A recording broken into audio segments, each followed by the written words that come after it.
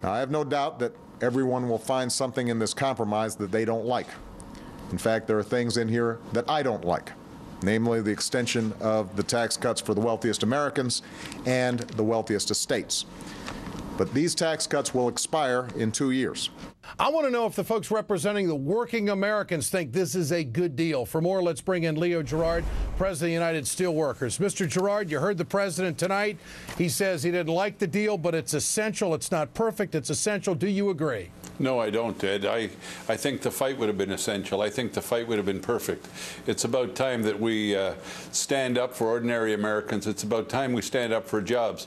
These guys are running their mouths all the time about the deficit, the deficit, the deficit, and they showed their hypocrisy about holding up and holding unemployed to ransom so that the ultra-rich could get their cut, their tax cut.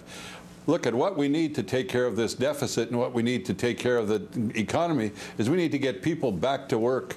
And what we should have done was take that tax cut and give it to the 250,000 wage earner and below, let it expire for the ultra-rich, then take that money and apply it to job creation.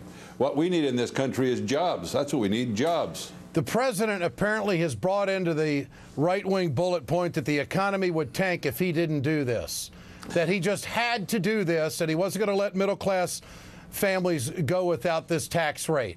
Well, look, I'm sympathetic, Ed, to the president's desire to protect the millions of people that are on unemployment insurance, but I don't think he got the deal he should get. He didn't even get a dollar-for-dollar deal. The ultra-rich are going to make out like bandits for 2 years, and we're going to extend tax cuts for 13 months, extend unemployment, excuse me, for 18 months or 13 months. Then we'll have to come back and have that fight again. Because what's the conversation going to be like, Mr. Gerard, in 2 years, in your opinion?